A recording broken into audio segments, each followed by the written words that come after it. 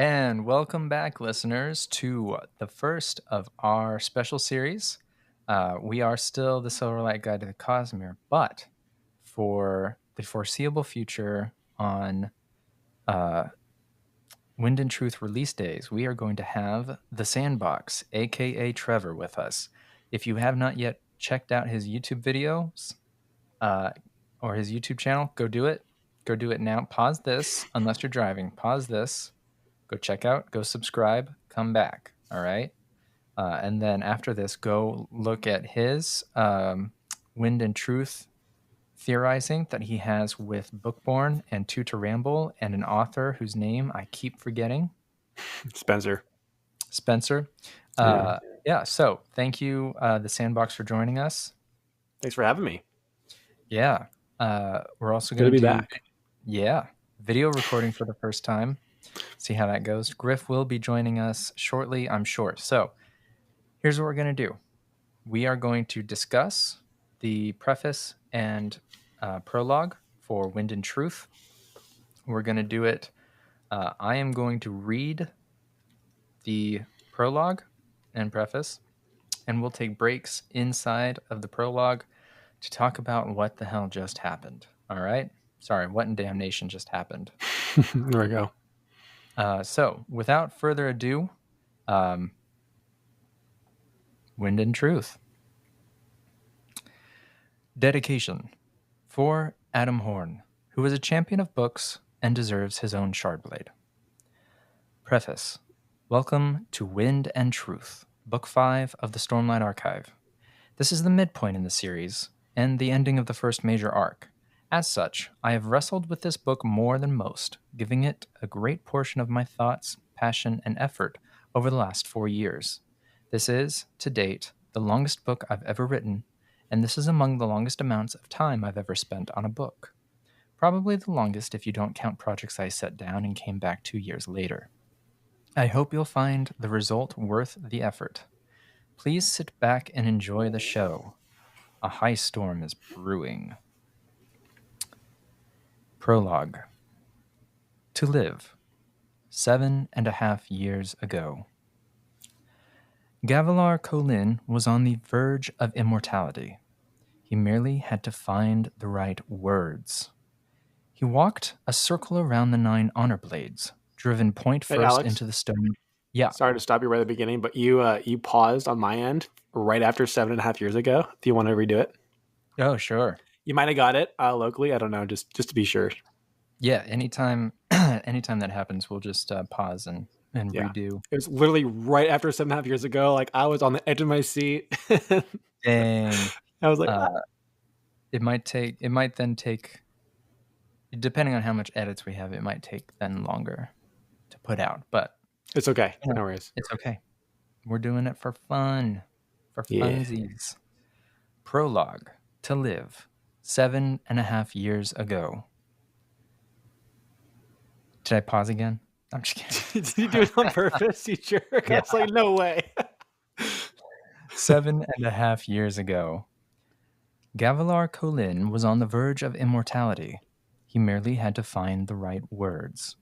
He walked a circle around the 9 honor blades, driven point first into the stone ground. The air stank of burned flesh.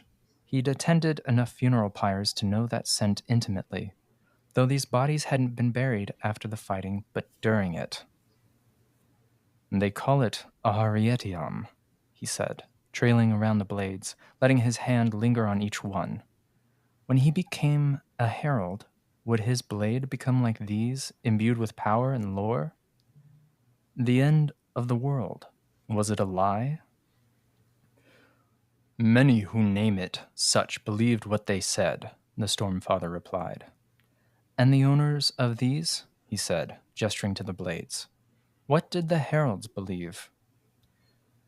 If they had been entirely truthful, the Stormfather said, then I would not be seeking a new champion. Gavilar nodded. I swear to serve honor and Roshar as its herald, better than these did. These words are not accepted, the Stormfather said. You will never find them at random, Gavilar. He would try nonetheless. In becoming the most powerful man in the world, Gavilar had often accomplished what others thought impossible. He rounded the ring of blades again, alone with them in the shadow of monolithic stones. After dozens of visits to this vision, he could name each and every blade by its associated herald. The Stormfather, however, continued to be reticent to share information. No matter, he would have his prize. He ripped Jezreel's long, curved blade from the stone and swung it, cutting the air. Noadon met and grew to know the heralds. Yes, the Stormfather admitted. They are in there, aren't they? He said. The correct words are somewhere in the Way of Kings? Yes. Gavilar had the entire book memorized. He taught himself to read years ago so he could search for secrets without revealing them to the women in his life. He tossed the herald's blade aside, letting it clang against the stone, which made the Stormfather hiss. Gavilar mentally chided himself. This was just a vision, and these fake blades were nothing to him, but he needed the Stormfather to think him pious and worthy, at least for now. He took up Chana's blade. He was fond of this one, as its ornamentation bifurcated the blade with a slit down the center. That long gap would be highly impractical for a normal sword. Here, it was a symbol that this blade was something incredible. Chanarak was a soldier, he said, and this is a soldier's blade, solid and straight, but with that little impossibility missing from the center. He held the blade in front of him, examining its edge. I feel I know them each so well. They are my colleagues, yet I could not pick them out of a crowd. Your colleagues? Do not get ahead of yourself, Gavilar. Find the words. Those storming words. The most important ones Gavilar would ever say. With them, he would become the Stormfather's champion, and he had deduced something more. Gavilar suspected he would be accepted into the Oath Pack and ascend beyond mortality. He had not asked which herald he would replace. It felt crass, and he did not want to appear crass before the Stormfather. He suspected, though, that he would replace Telenalot, the one who had not left his blade. Gavilar stabbed the sword back into the stone. Let us return. The vision ended immediately, and he was in the palace's second-floor study. Bookshelves, a quiet desk for reading, tapestries and carpets to dampen voices. Gavilar wore finery for the upcoming feast, regal robes more archaic than fashionable. Like his beard, the clothing stood out among the Alethi light eyes. He wanted them to think of him as something ancient, beyond their petty games. This room was technically Navani's, but it was his palace. People rarely looked for him here, and he needed a reprieve from little people with little problems. As he had time before his meetings, Gavilar selected a small book that listed the latest surveys of the region around the Shattered Plains. He was increasingly certain that place held an ancient, unlocked oath gate. Through it, Gavilar could find the mythical Urathiru, and there, ancient records. He would find the right words. He was close. So tantalizingly close to what all men secretly desired, but only 10 had ever achieved. Eternal life and a legacy that spanned millennia, because you could live to shape it. It is not so grand as you think, the Spren said, which gave Gavilar pause. The Stormfather couldn't read his mind, could it? No, he'd tested that. It didn't know his deepest thoughts, his deepest plans. For if it did know his heart, it wouldn't be working with him. What isn't? Gavilar asked, slipping the book back. Immortality, the Stormfather said. It wears on men and women, weathering souls and minds. The heralds are insane, afflicted with unnatural ailments unique to their ancient natures. How long did it take, Gavilar asked, for the symptoms to appear? Difficult to say. 1,000 years, perhaps 2. Then I will have that long to find a solution, Gavilar said. A much more reasonable timeline than a mere century, with luck afforded a mortal, wouldn't you say? I have not promised you this boon. You guess it is what I offer, but I seek only a champion. Still, tell me, would you accept the cost of becoming a herald? Everyone you know would be dust by the time you returned. And here, the lie. A king's duty is to his people, he said. By becoming a herald, I can safeguard Alethkar in a way that no previous monarch ever has. I can endure personal pain to accomplish this. If I should die, Gavilar added, quoting The Way of Kings, then I would do so having lived my life right. It is not the destination that matters, but how one arrives there. These words are not accepted, the Spren said. Guessing will not bring you to the words, Gavilar. Yes, well, the words were in that volume somewhere, sheltered among the self-righteous moralizing like a white spine in the brambles. Gavilar Kholin was not a man accustomed to losing. People got what they expected, and he expected not just victory, but divinity. The guard knocked softly. Was it time already? Gavilar called for Tearim to come in, and he did. The guard was wearing Gavilar's own plate tonight. Sire, Tearim said, your brother is here. What? Not Ristaris? How did Dalinar find me? Spotted us standing watch, I suspect, your majesty. Bother. Let him in. The guard withdrew. A second later, Dalinar burst in, graceful as a three-legged chol. He slammed the door and bellowed, Gavilar, I want to go talk to the Parshendi. Gavilar took a long, deep breath.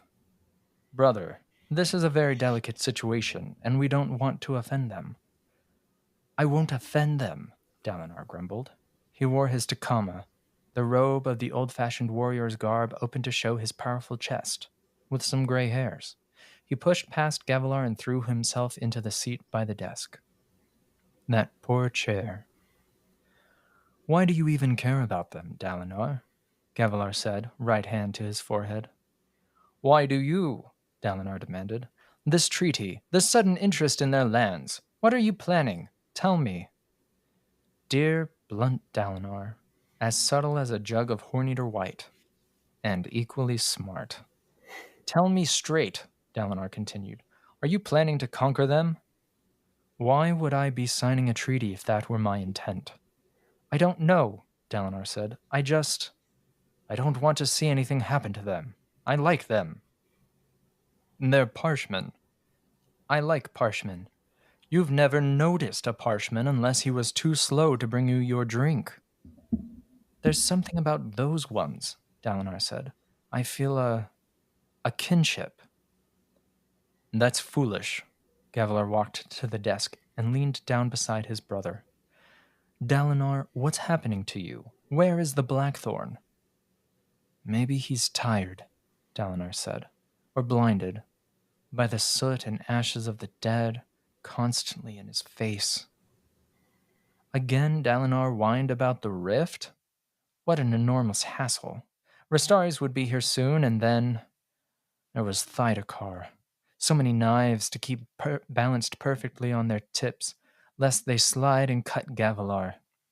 He couldn't deal with Dalinar having a crisis of conscience right now. Brother, Gavilar said, what would Evie say if she saw you like this? It was a carefully sharpened spear slipped expertly into Dalinar's gut. The man's fingers gripped the table, and he recoiled at her name. She would want you to stand as a warrior, Gavilar said softly, and protect Alethkar. Dalinar whispered. She. Gavilar offered a hand and heaved his brother to his feet, then led him to the door. Stand up straight.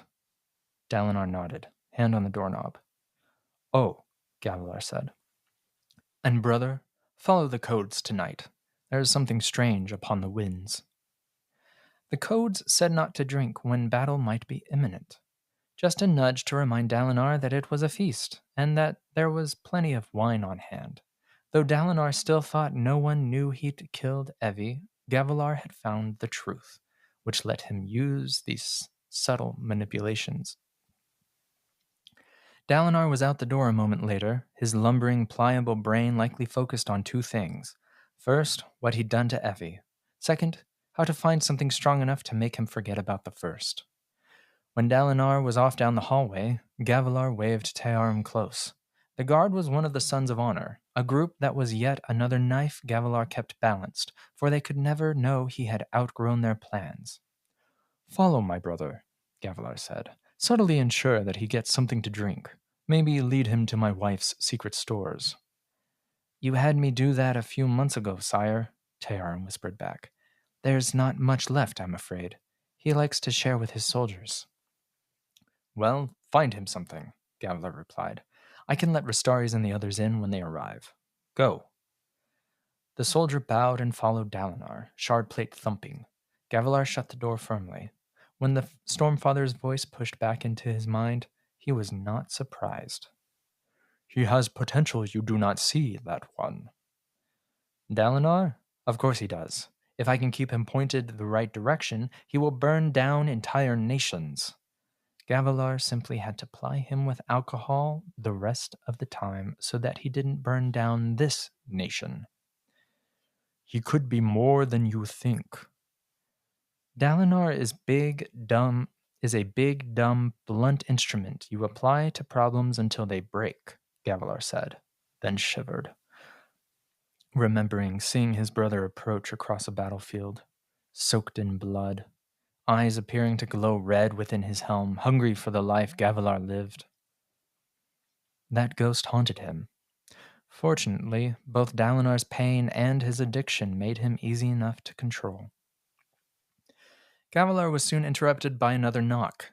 He answered the door and found nothing outside, until the Stormfather hissed a warning in his mind and he felt a sudden chill. When he turned around, old Thydakar was there, the Lord of Scars himself, a figure in an enveloping hooded cloak, tattered at the bottoms. Bottom. Storms. "I was made promises," Thydakar said, hood shadowing his face. "I've given you information, Gavilar, of the most valuable nature. In payment, I requested a single man. When will you deliver Rastaris to me?" "Soon," Gavilar said. "I am gaining his confidence first." "It seems to me," Thydakar said, "that you're less interested in our bargain and more interested in your own motives. It seems to me that I directed you towards something valuable you've decided to keep. It seems to me that you play games." "It seems to me," Gavilar said, stepping closer to the cloaked figure, "that you're not in a position to make demands. You need me, so why don't we just keep playing?" Thydakar remained still for a moment. Then, with a sigh, he reached up with his gloved hands and took down his hood. Gavilar froze, for despite their several interactions, he'd never before seen the man's face. Thydakar was made entirely of soft, glowing, white-blue light. He was younger than Gavilar had imagined, in his middle years, not the wizened elder he'd seemed. He had a large spike, also blue, through one eye. The point jutted out the back of his skull. Was he some kind of spren? "Gavilar," Thydakar said, "take care. You're not immortal yet, but you've begun to play with forces that rip mortals apart by their very axii." "Do you know what they are?" Gavilar demanded, hungry. "The most important words I'll ever speak?" "No," Thydakar said. "But listen, none of this is what you think it is. Deliver Rastaris to my agents, and I will help you recover the ancient powers." "I've grown beyond that," Gavilar said. "You can't grow beyond the tide, Gavilar," Thydakar replied. "You swim with it or get swept away.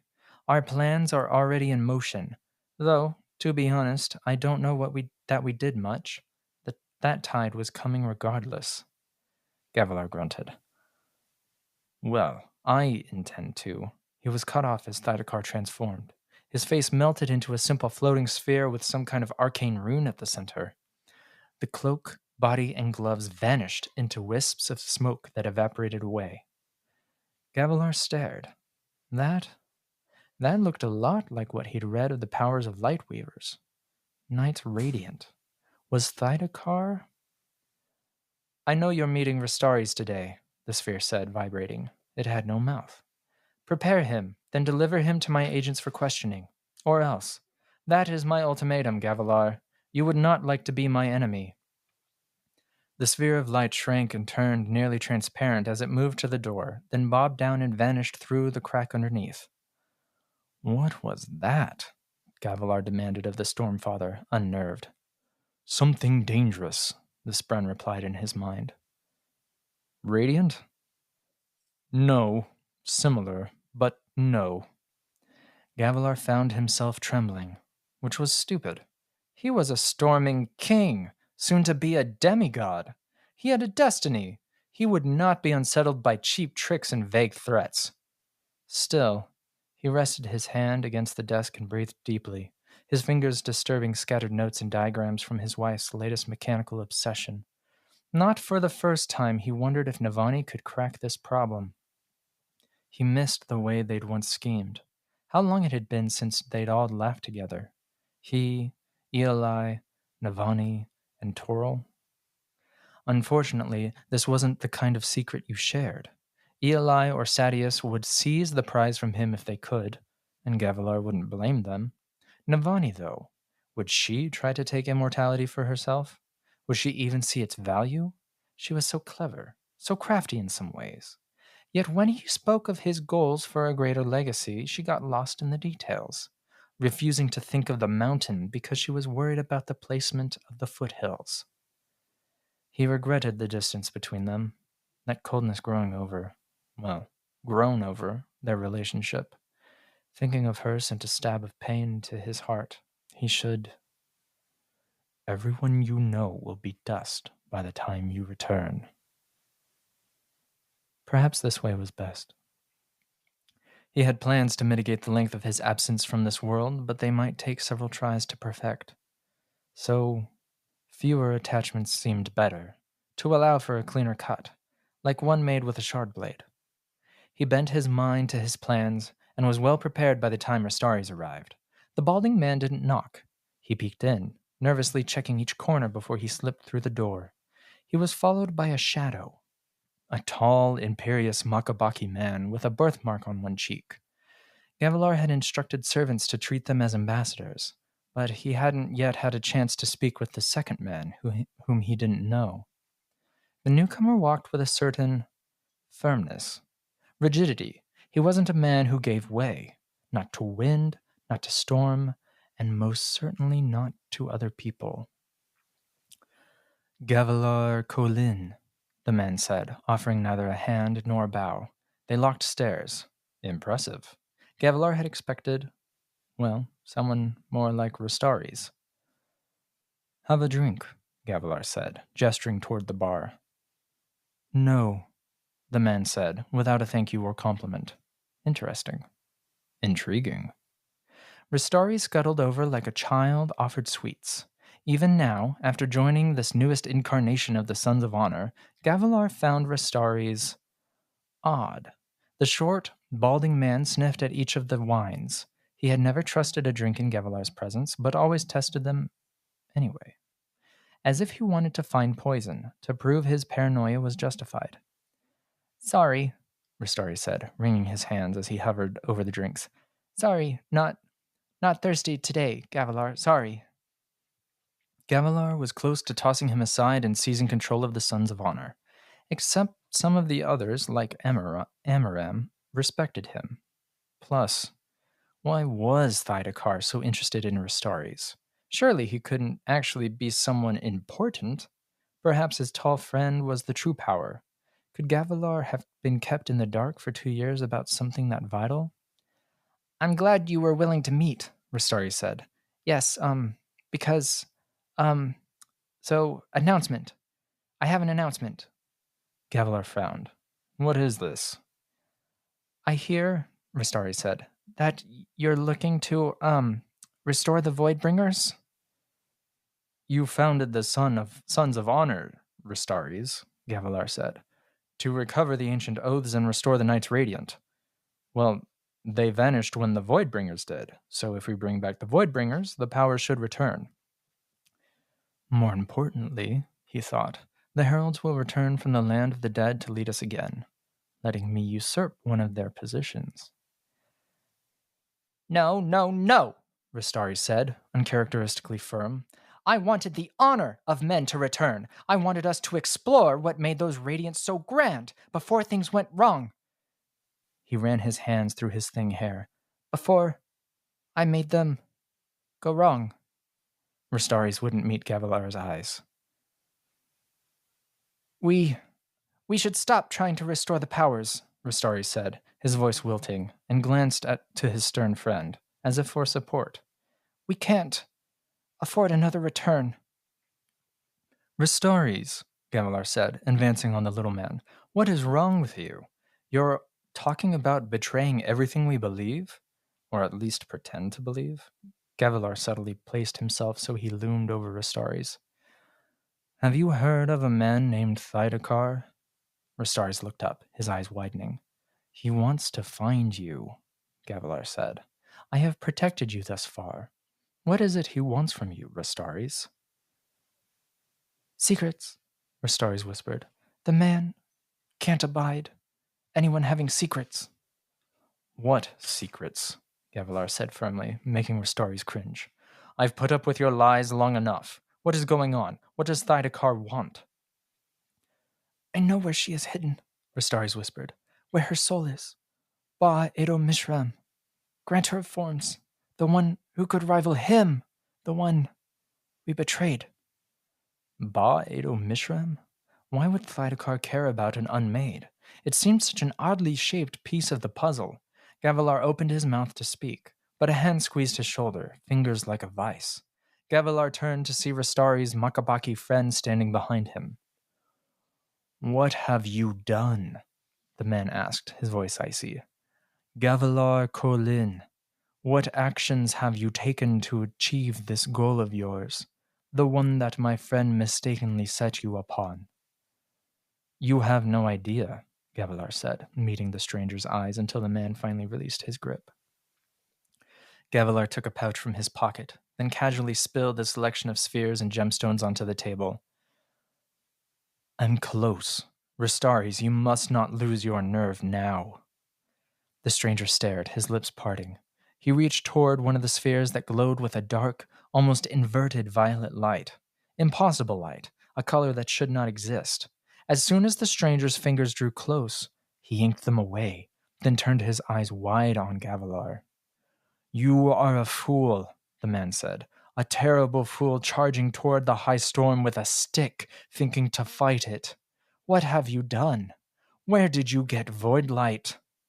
Gavilar smiled.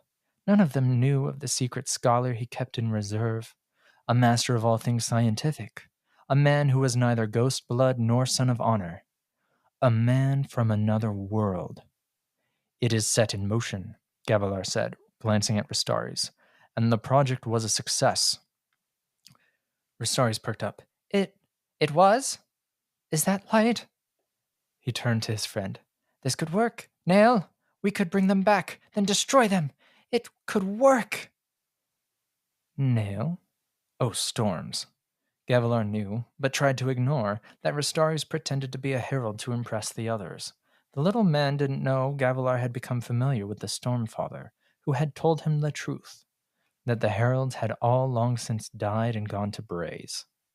So was this stranger pretending to be Nalan, Herald of Justice? He had the right look.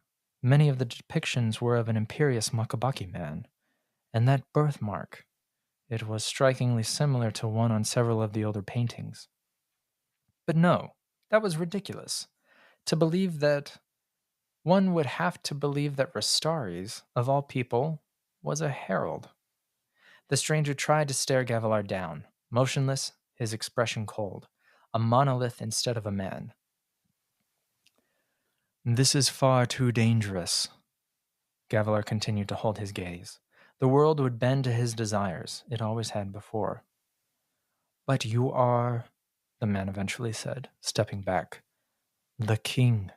Your will is law in this land.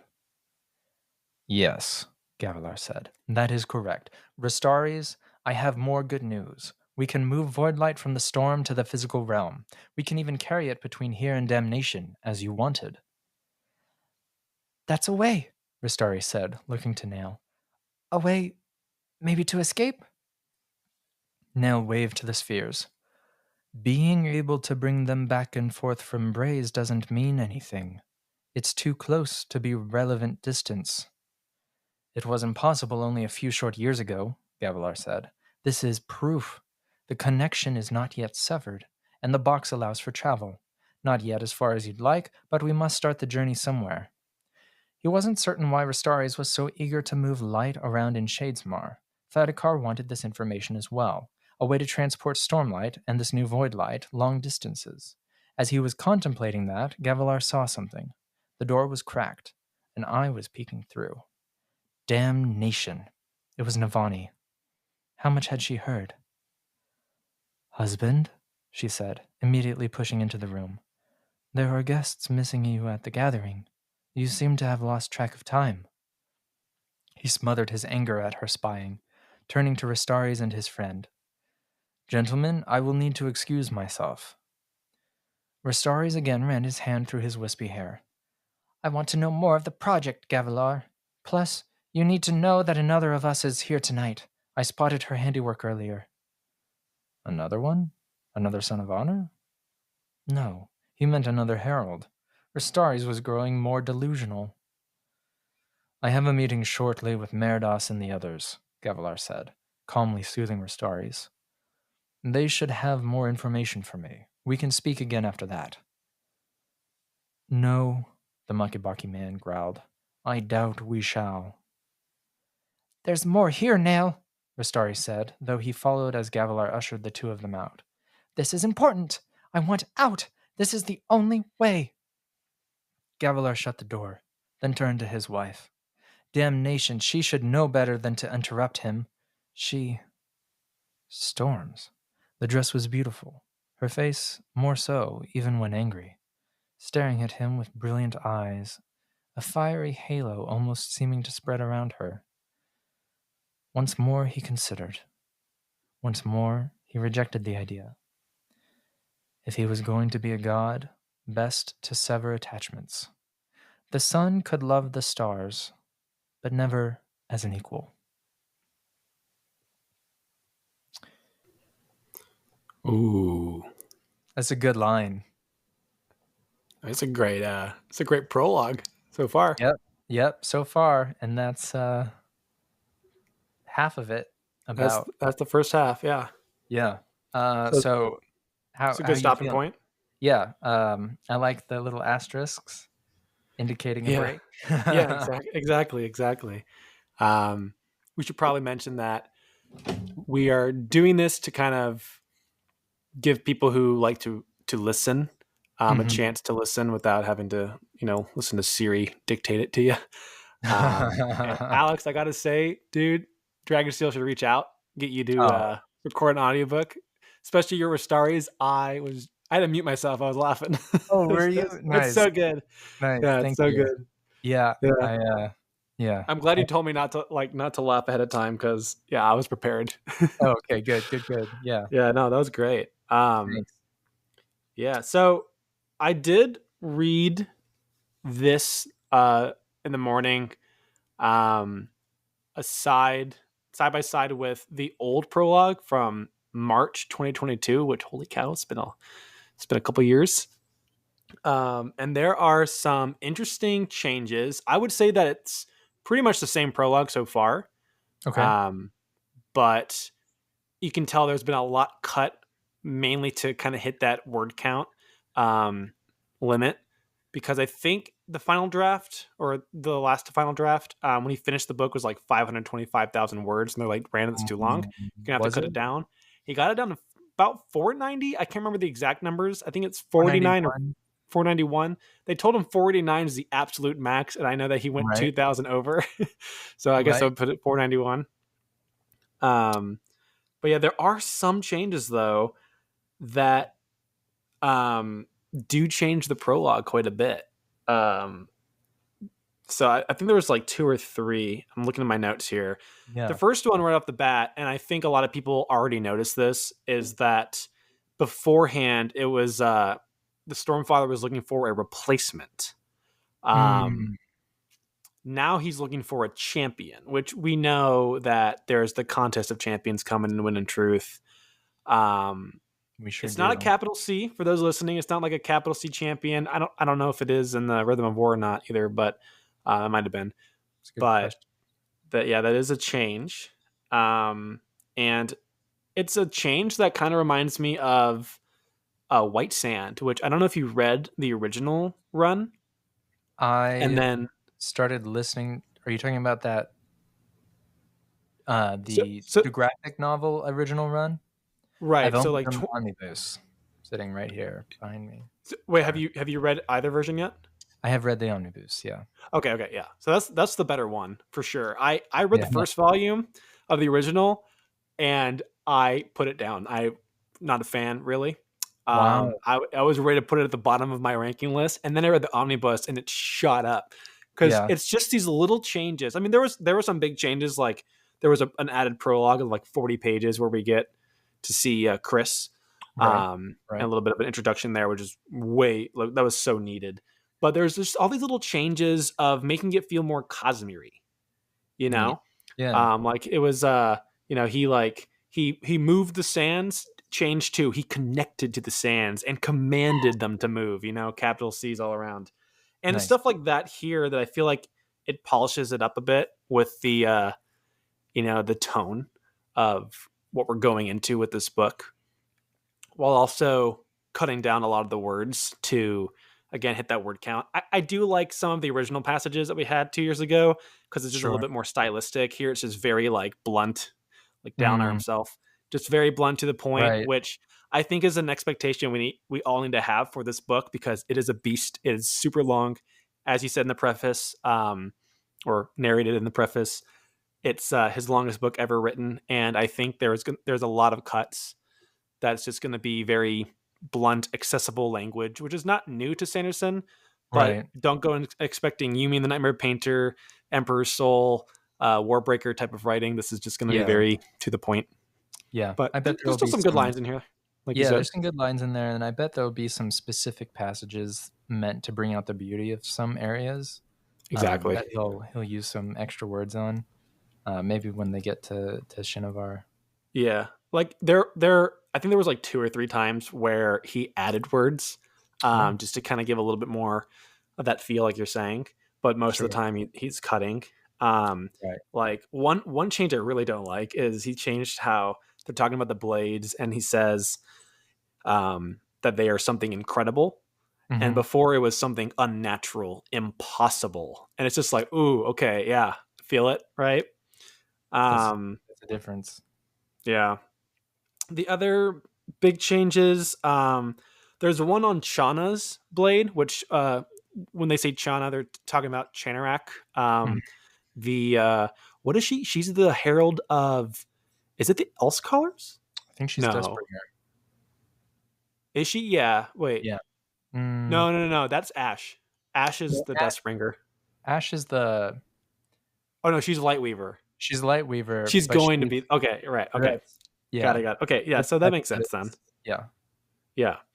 Yeah. So he cut out a part that talks about the design on the hilt of the sword, which Mm, is an arrowhead, and I don't think that was for no reason at all. I mean, I don't know if we've gotten that confirmation in the past or if it was just with art that was commissioned with Dragonsteel to show us that first glimpse of the design, but it was in the mhm. original prologue for this one, and there's some interesting symbolism for arrowheads. Yeah. Hello. Hey, Hello Griff. there, Griff. Good timing.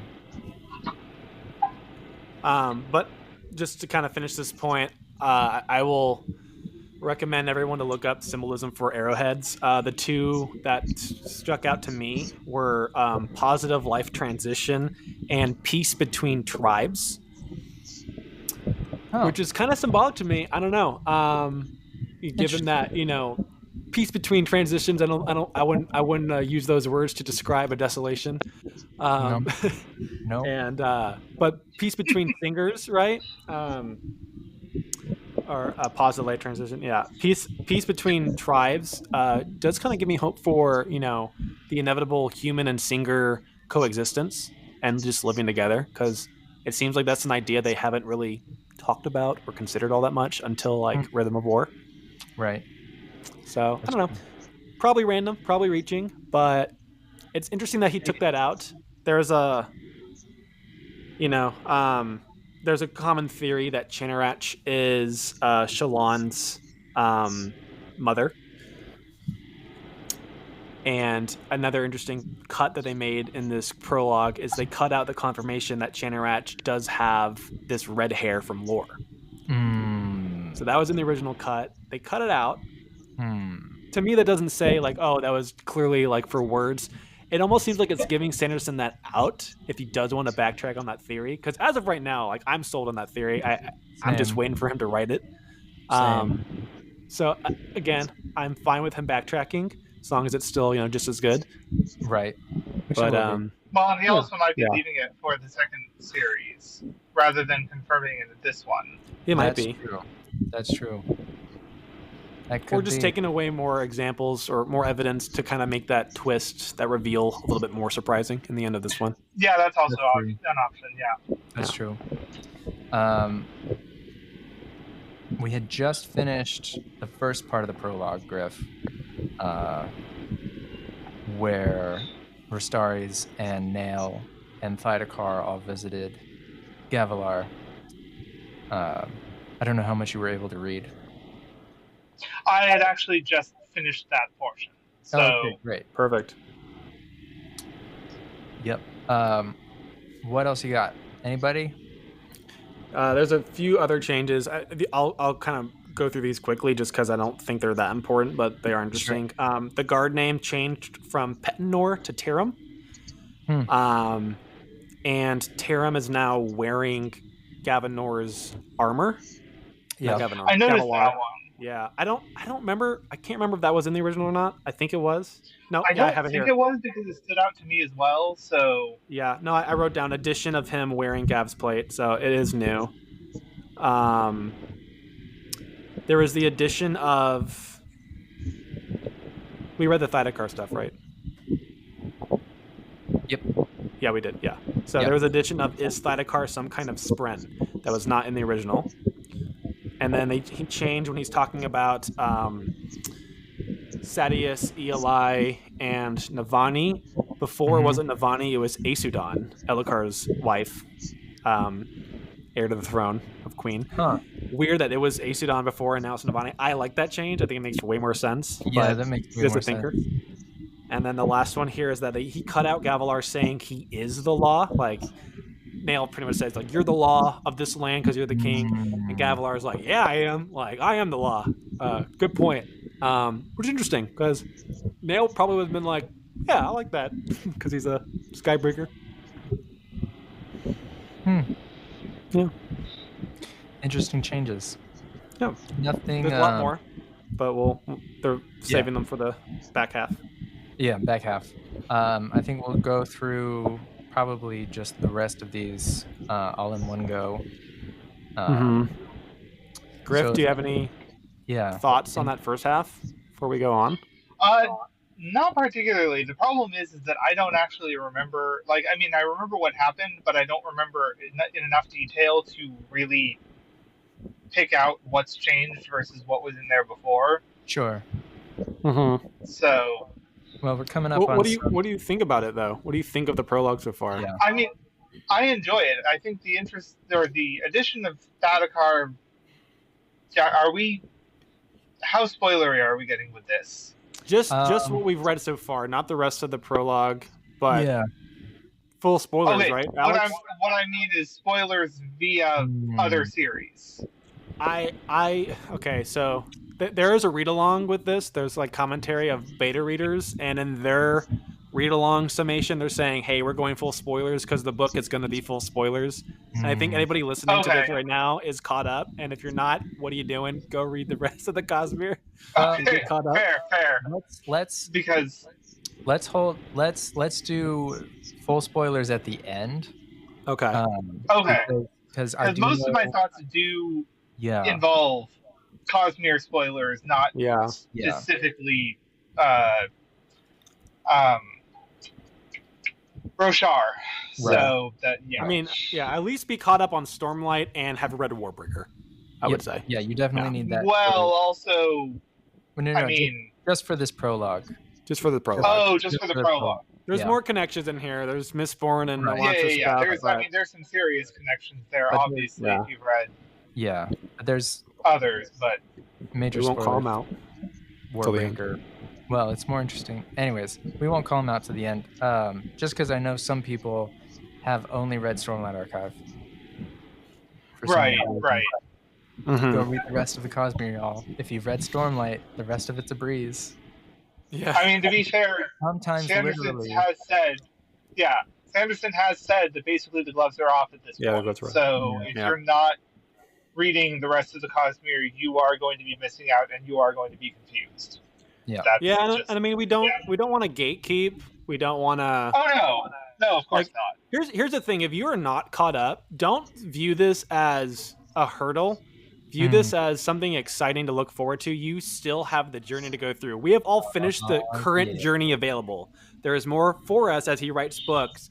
Don't rush it just so that you can experience this book on release day. I've been telling a lot of people this, actually. Like, don't rush through it. Like, why would you do that to yourself? You have years worth of content if you're a slower reader like myself.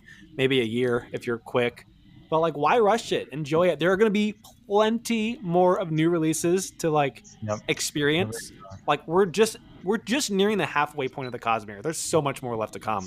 I mean, I don't think anybody should feel pressured or feel like they need to rush any of the series. It just is one of those things where if you're not working through, I think, what else is out there, you are going to start missing connections. You're going to start missing plot points because that's...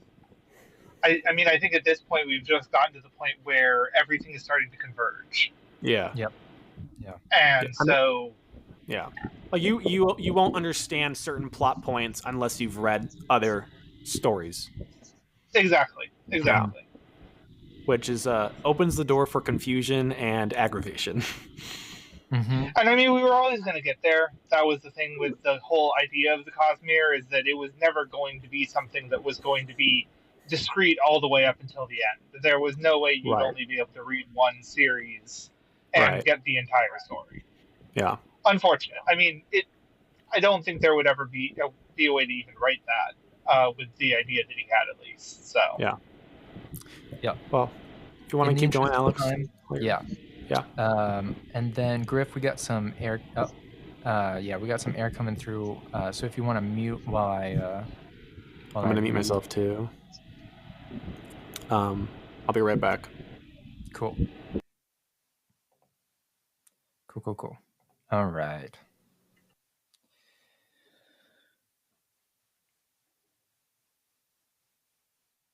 Sometime later, after he'd seen to Navani, Gavilar slipped away again. To his chambers this time, where he could confront what he'd learned. "Tell me," he said, walking across the springy carpet to regard the tabletop map of Roshar, "why is Thydakar so interested in Ba Ido Mishram?"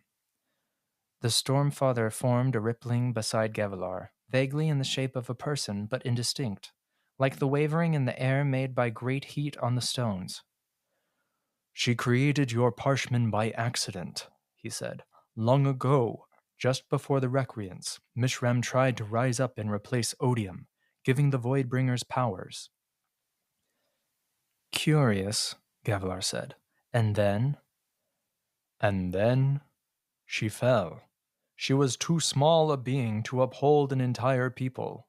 It all came crashing down, and so some brave Radiants trapped Mishram in a gemstone to prevent her from destroying all of Roshar. A side effect created the Parshman." "Simple Parshman," They were Voidbringers, a delicious secret he'd pried out of the Stormfather some weeks ago. Gavilar strolled to the bookcase, where one of the new heating fabrials had been delivered to him by the scholar Rusher Chris. He took it from its cloth casing, weighing it. He had found a way to ferry Voidspren through Shadesmar to this world using gemstones and aluminum boxes. Who would have thought Navani's pet area of study would be so useful?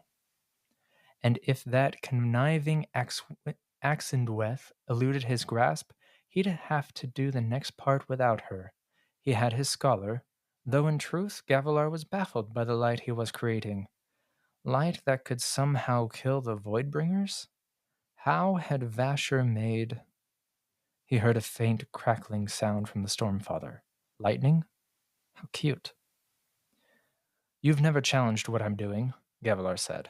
I would have thought that returning the Voidbringers would be opposed to your very nature. Opposition is sometimes needed, the Stormfather said. You will need someone to fight, should you become champion. Give it to me, Gavilar said. Now, make me a herald. I need it. The Stormfather turned a shimmering head in his direction. That was almost them. What, those? Gavilar said. A demand? So close, and so far. Gavilar smiled, hefting the fabrial and thinking of the flamespren trapped inside. The Stormfather seemed increasingly suspicious, hostile. If things did go poorly, could he trap the Stormfather himself in one of these? Soon Emarim arrived with a small collection of people. 2 men, 2 women. One man was Emarim's lieutenant. The other 3 would be new important Sons of Honor recruits, invited to the feast and given time exclusively with the king after. It was an annoyance, but a worthy one. Gavilar identified the 2 women from the notes, but not the older man in robes. Who was he? A storm warden? Emarim liked to keep them around, to teach him their script, which preserved some semblance of Vorin devotion. That was important to him. Gavilar met each guest in turn, and as he reached the older man, something clicked. This was Teravangian, the king of Kharbranth, famously a man of little consequence or aptitude. Gavilar glanced at Emarim. Surely they weren't going to invite him into their confidence. They should find the power who secretly ruled Kharbranth, likely to be one of the 2 women, per Gavilar's spy reports. Emarim nodded.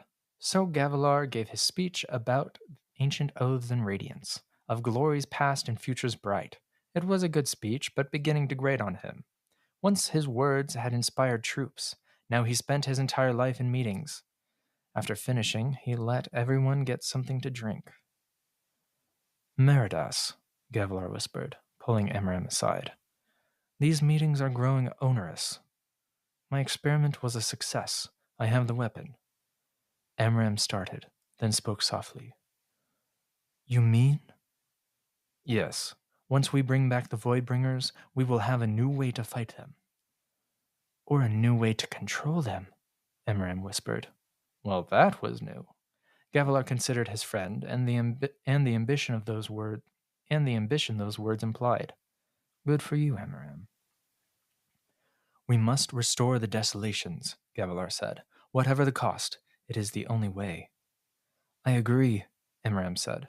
Now more than ever. He hesitated. My efforts with your daughter did not go well earlier. I thought we had an understanding. You simply need more time, my friend, to win her over. Emarim hungered for the throne like Gavilar hungered for immortality, and perhaps Gavilar would reward Emarim with it. Elhokar certainly did not deserve to be king. He was exactly the opposite of the legacy Galavar wanted. He sent Emarim to talk to the others. Once they had enjoyed their drinks, Gavilar would give another short speech. Then he could be on to... He frowned, noticing that one of the new recruits wasn't conversing with the others. The elderly man, Teravangian, was staring at the map of Roshar. The others laughed at something Emarim said. Teravangian didn't even look toward the sound. Gavilar strode over, but before he could speak, Teravangian whispered, Do you ever wonder about the lives we're giving them? The people we rule? Gavilar was unaccustomed to people, let alone strangers, addressing him with such familiarity. But then, this Taravangian saw himself as a king, and perhaps as Gavilar's equal. Laughable, when Taravangian ruled only one small city. I worry less about their lives now, Gavilar said, and more about what is to come. Taravangian nodded, appearing thoughtful. That was an inspiring speech. Do you actually believe it? Would I say it if I didn't? Of course you would. A king will say whatever needs to be said. Wouldn't it be grand if that were always what he believed? He looked to Gavilar, smiling. Do you truly believe the Radiance can return? Yes, Gavilar said. I do. And you are not a fool, Taravangian said, musing. So you must have good reasons. Gavilar found himself revising his earlier opinion. A little king was still a king. Perhaps, among all of the dignitaries in the city tonight, here was one who might, in the smallest way, understand the demands put on the man pressed between crown and throne. A danger is coming, Gavilar said softly, shocked at his own sincerity. To this land, this world, an ancient danger. Taravangian narrowed his eyes. It's not just a desolation we must fear, Gavilar said. They come, the Everstorm, the Night of Sorrows. Taravangian, remarkably, grew pale. He believed. Gavilar usually felt foolish when he tried to explain the true dangers that the Stormfather had shown him, the contest of champions for the fate of Roshar. He worried people would think him mad. Yet this man believed him? Where, Taravangian asked, did you hear those words? I don't know that you'd believe me if I told you. Will you believe me? Taravangian asked. 10 years ago, my mother died of her tumors. Frail, lying on her bed, with too many perfumes struggling to smother the stench of death. She gazed at me in her last moments. He met Gavilar's eyes. And she whispered, I stand before him, above the world itself, and he speaks the truth. The desolation is near, the Everstorm, the Night of Sorrows. Then she was gone. I've heard of this, Gavilar admitted, the prophetic words of the dead. Where did you hear those words? Taravangian asked, practically begging. Please. I see visions, Gavilar said, frank, given me by the Almighty, so that we may prepare. He looked toward the map. Heralds send that I may become the person I need to stop what is coming. Let the Stormfather see sincerity in Gavilar. Storms. Suddenly Gavilar felt it. Standing there with this little king, he felt it. Never before, in all of this, had Gavilar ever suspected he might be inadequate to the task. Perhaps, he thought, I should encourage Dalinar to resume his training, remind him that he is a soldier. Gavilar had the distinct impression that before too long he would need the Blackthorn again. Someone is approaching your door outside, the Stormfather warned. One of the listeners, Eshonai. There is something about this one. One of the Parshendi? Gavilar shook himself. He dismissed Taravangian, Amaram, and the others, happy to be rid of that strange old man in his questioning eyes. The fellow was supposed to be unremarkable. Why did he unnerve Gavilar? Eshonai entered as Amaram passed along his invitation. The conversation with the Parshwoman went smoothly, with him manipulating her, and therefore her people, to prepare them for the role they would play. After Gavilar grew weary at the feast once the treaty was signed, he retired to his rooms. He sank into a deep plush chair by his balcony, releasing a long sigh. Early in his career as a warlord, he'd never allowed himself the luxury of softness. He had mistakenly assumed that liking something soft would make him soft, a common failing among men who wished to appear strong. It was not weakness to relax. By being so afraid of it, they gave simple things power over them. The air shimmered in front of him. A full day, Gavilar said. Yes. The first of many such, Gavilar continued. I will be mounting an expedition back to the Shattered Plains soon. We can leverage my new treaty to obtain guides, have them lead us inward toward the center, toward Urithiru. The Stormfather did not reply. Gavilar wasn't certain the Spren could be said to have human mannerisms. Today, though, that turned-away posture, hinted at in the warping of the air, that silence. Do you regret choosing me? Gavilar asked. I regret the way I have treated you, the Stormfather said. I should not have been so accommodating. It has made you lazy. This is lazy? Gavilar said, forcing amusement into his voice to hide his annoyance. You do not revere the position you seek, the Stormfather said. I feel you are not the champion I need. Maybe I've been wrong all this time. You said that you were charged with this task of finding a champion, Gavilar said, by honor. That is true. I do not speak in human ways, but still, if you become a herald, you will be tortured between returns. Why is it this doesn't bother you? Gavilar shrugged. I will just give in. What? Give in, Gavilar said, heaving himself out of the seat.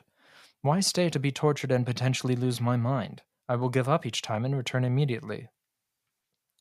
The heralds stay in damnation to seal the Voidbringers away, to prevent them from overrunning the world.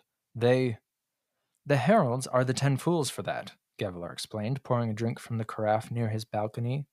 If I cannot die, I will be the greatest king this world has ever known. Why lock away my knowledge and leadership? To stop the war. Why would I care to stop a war? Gavilar asked, genuinely amused. War is the path to glory, to training our soldiers to recover the Tranquiline halls. My troops should be experienced, don't you think? He turned back toward the shimmer, taking a sip of orange wine.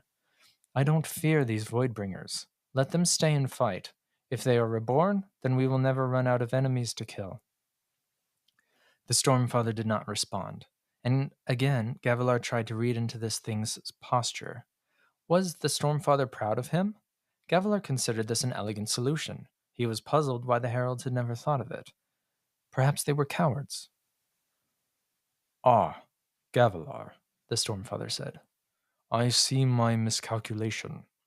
Your entire religious upbringing, created from the lies of Aharietiam and honor's own failings, it pointed you toward this conclusion. Damnation. The Stormfather wasn't pleased. It suddenly felt terribly unfair. Here he was drinking this awful excuse for wine to follow the ridiculous codes. He gave every possible oblation of piety. Yet it wasn't enough. What should I do to serve? Gavilar said. You don't understand, the Stormfather said. Those aren't the words, Gavilar. Then what are the storming words? He said, slamming the cup down on the table, shattering it, splashing wine across the wall. You want me to save this planet? Then help me. Tell me what I'm saying wrong. It's not about what you are saying. But... Suddenly the Stormfather wavered. Lightning pulsed through his shimmering form, filling Gavilar's room with an electric glow. Blue frosted the rugs, pure light reflecting in the glass balcony doors. Then the Stormfather cried out, a sound like a peal of thunder, agonized. What? Gavilar said, backing up. What happened? A herald has died. No, I am not ready. The Oath Pact. No, they mustn't see. They mustn't know. Died? Gavilar said. Died? You said they were already dead. You said they were in damnation.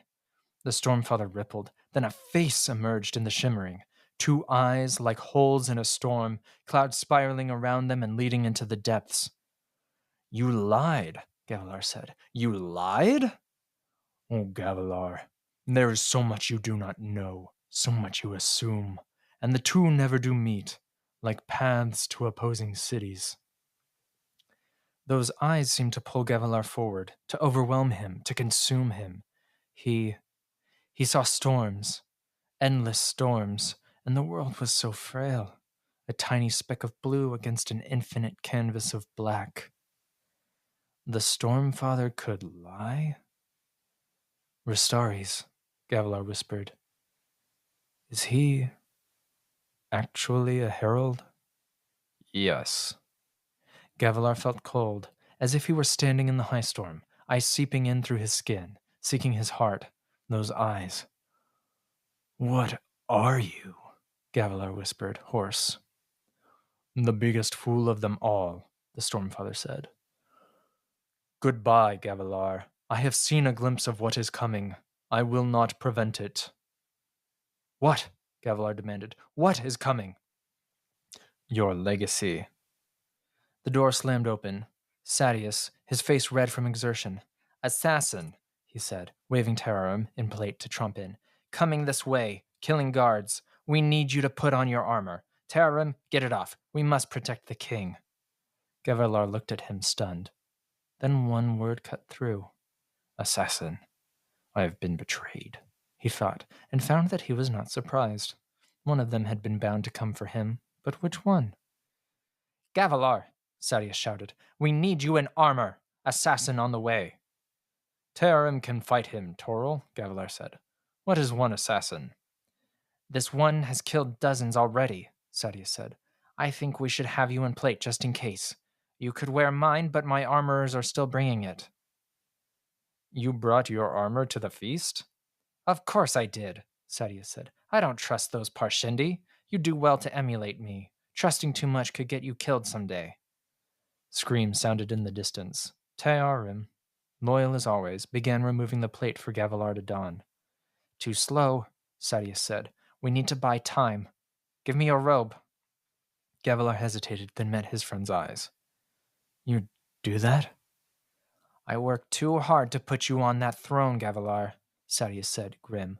I'm not going to let that go to waste. Thank you, Gavilar said. Sadeas shrugged, pulling on the robe as Terarum helped Gavilar suit up.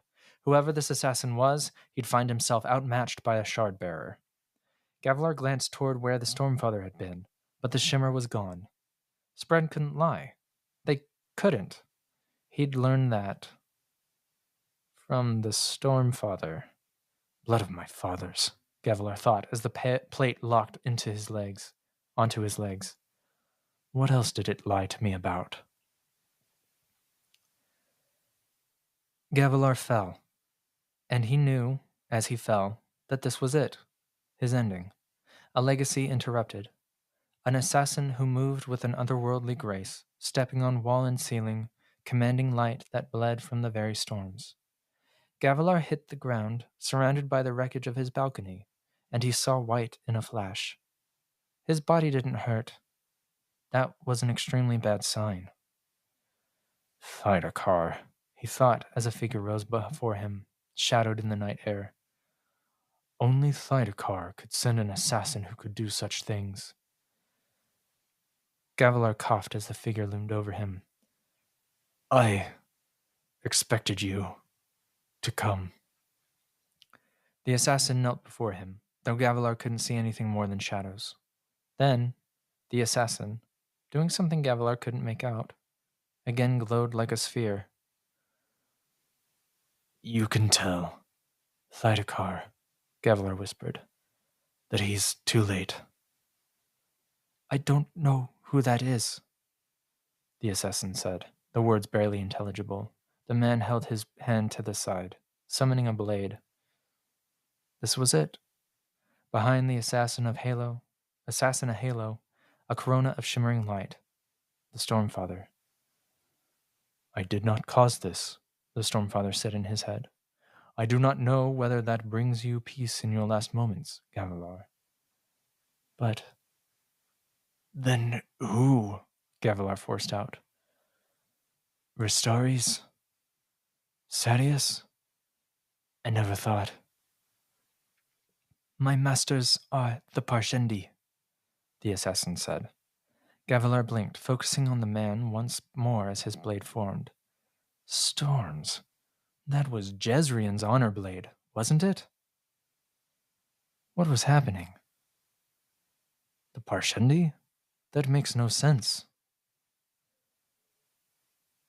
This is my failure as much as yours, the Stormfather said. If I try again, I will do it differently. I thought, your family. His family. In that moment, Gavilar saw his legacy crumbling. He was dying. Storms. He was dying. What did anything matter? He couldn't. He couldn't. He was supposed to be eternal. I've invited the enemy back, he realized. The end is coming, and my family, my kingdom, will be destroyed without a way to fight, unless... Hand quivering, he pulled a sphere out of his pocket. The weapon. They needed this. His son. No, his son could not handle such power. They needed a warrior. A true warrior. One that Gavilar had been doing his best to suppress out of a fear that he barely dared acknowledge, even as he drew his last ragged breaths. Dalinar. Storms helped them, it came down to Dalinar. He held the sphere out toward the Stormfather, his vision fuzzing. Thinking was difficult. You must take this, Gavilar whispered to the Stormfather. They must not get it. Tell my brother. He must find the most important words a man can say. No, the Stormfather said, though a hand took the sphere. Not him. I'm sorry, Gavilar. I made that mistake once. I will never trust your family again. Gavilar gave a whine of pain, not from his body, but from his soul. He had failed. He had brought them all to ruin. That, he realized with horror, would be his legacy. In the end, Gavilar Kholin, heir to the heralds, died, as all men ultimately must. Alone.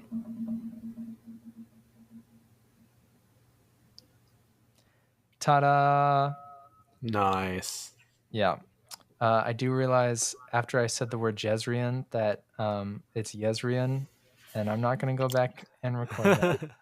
So yeah, you said it. I think you said it in the first half too, but it's all good. I did, and I forgot. Some people say Jasna. And those people are wrong. I'm just kidding. You're the director of your movie. Again, Alex, great reading. I loved your Sadius and your Zeth. Pretty much how I hear them in my head too. So nicely done. I tried. Yeah. I tried to mimic. I could mimic. It was pretty close to the audiobook one. You did a good job mimicking that. So. I tried there. Thank you. All of my acting prowess brought to bear. I'm joking. Okay, so I hope everybody enjoyed the prologue. We're gonna go. If you have not done Mistborn, Warbreaker, Elantris, General Cosmere, we're gonna go ahead and do full spoilers here. So come back next week where you'll find the exact same thing with a different chapter or two. Or three. God help me. I'm not we can split it up. We can split it up those weeks. I mean, considering how long the book is going to be, it would not be surprising. Yeah. Yeah. So for those not in the know, we're getting a third of the book in preview chapters, which is pretty great. I don't know if that's in line with the last few that they've done this for. I think so. But considering the word count of this book, it's a lot more. Yeah. Seriously. A lot. Yeah. All right. So again, full Cosmere spoilers. Peace to those who do not want them. Starting now. Spoilers.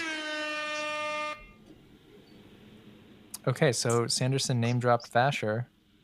Yes. Yeah, I noticed that. Which is a big difference from last time. That was the scholar. No kidding. That was the scholar he mentioned he had in his back pocket in reserve. Yeah. Which honestly, I'm like kicking myself for not realizing that, because wouldn't Returned have like perfect pitch and they go to like other planets and be like, whoa, this planet's got 3 tones? What the hell's going on? Like he would pretty easily. He's also one of the original like 5 scholars, right? So he's like pretty learned and knowledgeable. He's educated. So I mean, it makes sense. Yeah. Yeah, I need like Although it's interesting that Vasher would work with Gavilar. Yeah, that's the biggest question, I think, is why. Because like Vasher isn't a fool. Like we've seen it in both Warbreaker and in his representations in the previous Way of Kings books. I feel like he wouldn't be fooled by Gavilar. He would see what Gavilar was going after. So it interests me that he was helping Gavilar. I think in all the options laid out for him, he thought that Gavilar's route was the quickest way to end the war because he is a Warbreaker. Yeah. Yeah, that's true. He is a Warbreaker. Otherwise, he's lying to himself and us. Yeah. Yeah. Isn't he also, was it Peacebringer? Peace something? Peacemaker, I don't know. Yeah. Yeah. It's been a while. Warbreaker. Yeah. Got a lot of names. What were the big changes, Trevor? Yeah, I'm looking through those. There's a lot where it's just again shortening it to get that word count down. I do think he loses a lot of Gavilar's personality and his thoughts and perspective on things with those cuts. But hey, if you want more of that, go read the original. There's with his exchange with Amaram, we don't get to see his real hesitation and cluing him in on his secret doings and his studies. He's still keeping him at an arm's length because he can't fully read him yet, can't fully trust him yet, but we don't really see that in this version here.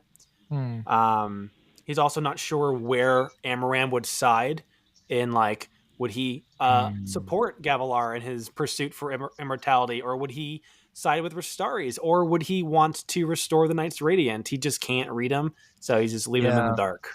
I can see why Sanderson would cut that, given that we already know Amaram's not super important after. Yeah, it's not exactly needed. Yeah, that's fair. Yeah, like if it provided more context on a reread, like sure, keep it in, but it's fine. Yeah. The last few here is he cut out Gavilar's worries over a coming schism within the Sons of Honor. He changed Gavilar's plate to his own, which was originally he donned Sadeas's, which I think we mentioned earlier. He cut out a line where it's pretty much asking, like, why would the Stormfather have lied in the first place? Which is a good question we should all be asking. It's a good question. And then it is implied. Although that's it. He didn't lie, really. Well, he lied to Gavilar. He lied. Oh yeah, I mean, he said in the beginning that the heralds were in damnation. They're already dead. They're not on Roshar, and then we find out, which is why he thinks Restaries and Nail are just like weird actors, in it for the glory or fame or whatever. But then we get that reveal that they are on Roshar, and that's the lie. That's true. It's just the one that's in damnation. Who I'm drawing a blank on his name. Talon, yeah. Yes, thank you. Yep. Looking up. But is he not back? Not by that time. No, he comes back at sometime in an interlude in Words of Radiance. Yeah, I think so. Yeah, Kolinar. Yeah, because he appears at the gates. No, he appears at the epilogue of Way of Kings, right? Because then Hoyd meets him. It's the epilogue of Way of Kings. Yeah. Because the epilogue is always Hoyd waiting for someone or something important to come. And I think the first one's Taln. Second one is Yasna comes back. Third one is the Spren. I think it was the one that was bonding with Elokar. And so then he bonds it. So Design. Bonding, yeah. That's right. And that's the fourth, right. Yeah. And the fourth was Odium. Yeah. Yeah. Yeah. So he doesn't come back until a little ways into the series. A little ways. Just another 1,000 pages. So who's who's the herald that died? Is it just conjecture, or do we know? That is what lends the credence to its Shallan's mom is a herald. The Shallan mom. Shallan's mom dies the night that Gavilar dies. Yeah. As stated in a word of Brandon, which he has always said liable to change. Any word of Brandon is not canon, so right, it's half canon. But I mean, come on, canon adjacent.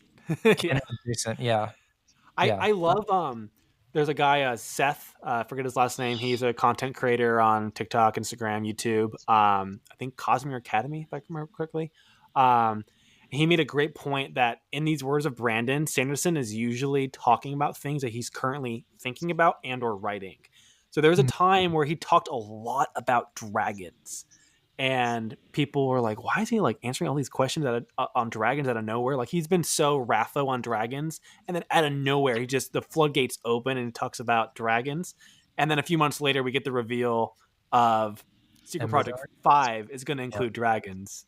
So I think, which I am looking forward to. Yeah. So you'd have to kind of look back and see, okay, when was he writing these Stormlight books, and like what were the questions he was answering and like willing to give up that he wasn't. That would be a crazy in-depth analysis. Yeah, there's too many to do. I'm not doing it. No, I'm not doing it either. Not it. Yeah, no, that's not. You didn't. I want to take on. You didn't go. No, you didn't do nose goes. So we're gonna need to report next week. But yeah, okay. So we think it's the Chanarach theory. Yeah. Yep. I like that one. Right, and then she like immediately breaks, so the desolation happens. Mm-hmm. I definitely think. I mean, theory for like end of the book. I definitely think that's going to be her last truth. Is that she realizes that she really did start the desolation. Yeah, or she is somehow Chanarach herself. Wouldn't that? I hate that. No, the other day, bad Alex. You texted me that the other day. Did I? Maybe. I think so. I think you were just saying it was a theory. Yeah. It's a horrible theory. Like a joke. It doesn't make any sense. No, this makes zero sense. That's your pet theory out there. I really liked what you said to me earlier today about this prologue and what it says. Can you repeat it? I don't want to butcher it. That was great. Boy, man, if only I had a good memory. No, so are you talking about setting up Dalinar as a herald? Yeah. Yeah, so or someone. Yeah. Yeah, or somebody. Somebody. Yeah, we'll go with somebody. So a lot of Sanderson, he foreshadows heavily. Obviously, that's part of what makes him so good. But specifically in prologues, especially on rereads, you see that the prologue foreshadows almost directly the end of the book in some way. If you've read The Lost Metal, we all knew what was happening as soon as it was a Wayne intro, right? Or a Wayne prologue. Yeah. So my suggestion here is that the prologue is so heavy on Gavilar becoming a herald that, and we already know that Ashar's told Dalinar, "Oh, I think I can reset the Oath Pact."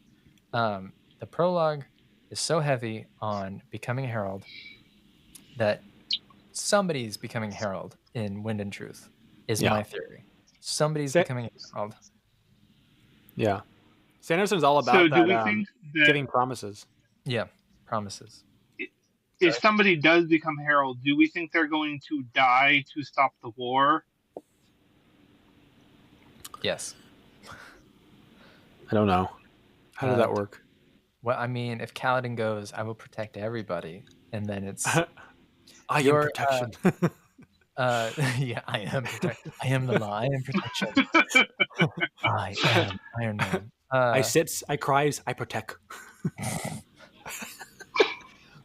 By the way, in your Trevor, in your Wind and Truth Theories video, your explanation of what you think Kaladin's fifth ideal will be solid. Everybody should go listen to that.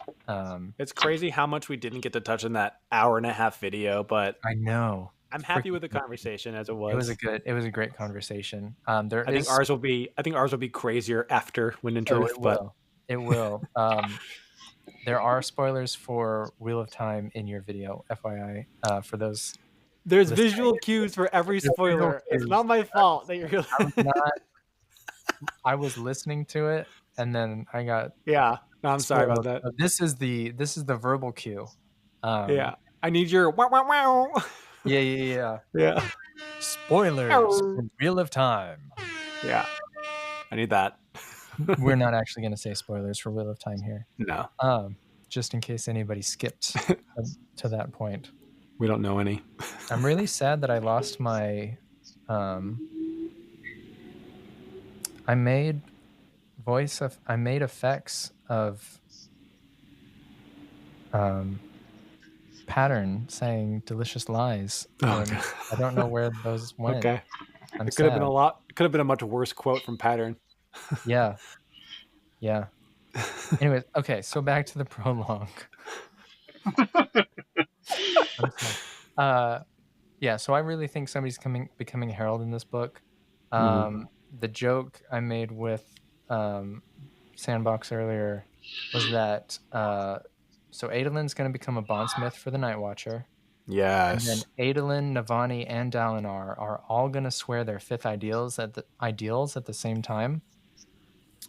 And that is going to give enough power to make, and this is where we ended up, it's going to give enough power to make Zeph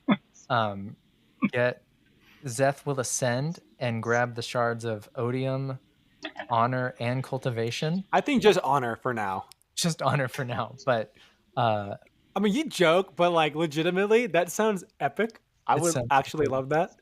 And then we'll get the. So what we'd have is instead of just having Harmony with 2, we'd have Zeth with 3. That is right. I do think eventually that's where we're headed. I think it's a good. We've been through this, Alex. You compare Sazed and Zeth. Yeah. There's too many similarities. Yeah. It could be a old switcheroo, but I feel like I don't know. I feel like it's possible. I mean, he could call himself the Trinity at that point. Yeah. See, I think Seth. Yeah, I like that. I think Seth is going to actually. Sorry, go on. I didn't mean to interrupt. Well, I was just going to say, I think Seth is going to defect a little bit from the Skybreakers and cause his own little schism in there. I think it's kind of foreshadowed here with that schism line that he took out. But I think he's going to not say I am the law. I think he's going to say I am justice or I am judgment, something like along those lines, because that's what he's been seeking his whole arc in this series. And we know he's going to cleanse the shin of their false leaders in the name of justice, like Batman. I am vengeance. I am justice. But yeah, so I could see Honor, Odium, and Cultivation forming into Judgment, because when you kind of look at their themes as like gods, angry passion, doing the honorable thing, and like growing, trying to do these things to make things better. Justice, Judgment kind of fits, maybe. I don't know. Could be an argument. Well, I mean, it's actually on an interesting point of that. There's always been an interesting parallel for me between Honor and like the actual to use the true name Yahweh from our mythology, our world, because starting as a storm deity and then moving into being believed to be an almighty deity was actually historically what happened with Yahweh. He started as a storm deity that was brought in to take place of Baal, who was the original storm deity of the area. And then, of course, through time and progression and things like that, he obviously ended up being believed to be an almighty deity. So, interesting. Huh. Yeah, so I thought that was an interesting parallel between that and Honor. That's really interesting. That's cool. Sanderson knows what he's doing. Yeah. It seems like there's a lot of Judaism, Christianity parallels in terms of like the lore within Stormlight. There really is, and not just in Stormlight, because I mean, if you look at his whole thing about the spiritual realm and the cognitive realm and our physical realm, it mimics. I mean, you could honestly just say that it was Neoplatonism, which it was, but Gnosticism took Neoplatonism and then kind of attached a lot of Christianity's imagery onto it, which is where, well, it depends on which Gnosticism you're talking about, but I'm not going to get into the weeds about that. But yeah, you have a whole bunch of the Gnostics. But go Sandbox. What were you gonna say? He was. I remember him saying something similar in our Threnody video, because the Fused were inspired by some Jewish lore. I think it was something like that. Yeah, probably. Yeah. So yeah, I mean, I think Sanderson knows what he's doing, and he's bringing in a lot of this different imagery and stuff that we have attached to the real world into his, just the Cosmere in general, not just the Stormlight Archives. Makes it relatable. Oh, it wasn't the shades; it was the rules. That's what it was. Yeah, it was the rules. That's right. Yeah, that's right. Yeah, I once stopped a kid from feeding a monkey a hot Cheeto at the Hawaii Zoo, and that's just been on my mind today. So I thought I'd share. So I know you guys read, or you listen to the audiobooks. Yes. Yes. And we talked about this. This is the first time that the Stormfather's words, I think, are italicized rather than capitalized. And towards the end of this prologue, they switch within the same the same paragraph. I'm looking at it. It switches from italicized to capitalization. Notice that, and that's weird. That's ominous. I think that is a point to the theory that this is not the Stormfather. This is perhaps a herald like Ashar, because we know he's doing some weird experiments with Spren, and it's something within his arsenal of skill, I'm sure. And then also that line when a herald dies, he like freaks out, like, "No, I don't want to go back." It's like, oh, what, the Stormfather? Like, what happens? Does his mind reset with each desolation or something? Right? Yeah, weird. Yeah, that was interesting. I also thought it was interesting, and it's just something that struck me because obviously we see it's reversed later, where he says something about like, "I'm done with your family." Yes, yes. What is up with the and Cullen obviously family? What's up with the Cullen family, and why does the Stormfather rescind that? Because obviously we see that he goes back on that. He does go to Dalinar, right? With the visions. I mean, we know Kaladin's like the son of Tanavast, but we don't have anything like that for the Cullens, do we? Not that I know of. Well, so why is he so obsessed with them? Is there something with their future? Maybe like Honor said, "Oh, you gotta go with the Cullens because like I see this future." Something with that. I don't know. Well, and there's an interesting point on that because we do know that the Stormfather wasn't expecting Dalinar to be able to grab Honor's what's the word I'm looking for? Perpendicularity. He wasn't? He was that was a surprise. You can do that? Why was he not supposed? Oh, so the Stormfather was surprised that he could do that? Yeah. Yeah, he was surprised that Dalinar was able to grab Honor's perpendicularity. So clearly there's something there that ties, I don't know if it's the Cullen family specifically or Dalinar, but there's something that ties them to Honor in a more direct way than just that's being so interesting. the bondsmith. There's got to be a, what's it called? A snake rattle? Death rattle?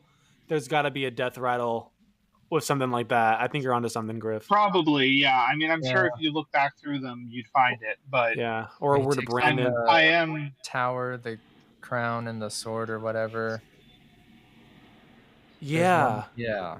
So that could be interesting. Yeah, I had that in my notes here. Like, what about the Cullen family attracted the Stormfather and made him think he'd find his champion there? And so I think maybe he approached Gavilar first because Gavilar seemed like the more likely opportunity. But I think there was probably something about the Cullen family to begin with that drew the Stormfather to look at both brothers in the first place. Interesting. It could be, and bear with me here, that the Stormfather, and this is a joke, the Stormfather needs somebody to help him with an overactive bladder, and so he needs something that's anticholinergic. Oh, good God. Officer right here.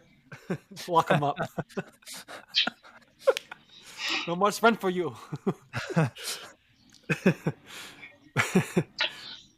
Okay, but what would... So here's something that just occurred to me. And it's something kind of sitting in my brain just now. Okay. Why, if Dalinar bonded to the Stormfather, did he become a bondsmith? Them's the rules. Yeah. Well, he's one But of if the you three. look at it, I mean, the bond, but like the Stormfather is the birther, the creator of the Honor Spren, which makes the Windrunners. Well, Honor was the creator of Honor Sprung. Mm-hmm. Right, but the Stormfather is the giant. Okay, so you're saying the Stormfather is a giant Honor Sprung. Yeah, so why, if Dalinar bonded the Stormfather, does that make a bondsmith rather than... My math, I think about that a lot. My math there is that there's a point at which the Stormfather says he used to just be a storm that was like barely aware. Mm-hmm. And then Honor like splintered and he picked up splinters of Honor. So I expect the reason it's Bondsmith instead of... Are you saying Bondsmith instead of Windrunner? Basically, yeah. Like, why did he not become like some sort of a super Windrunner? And so rather than... Well, in effect, he kind of did.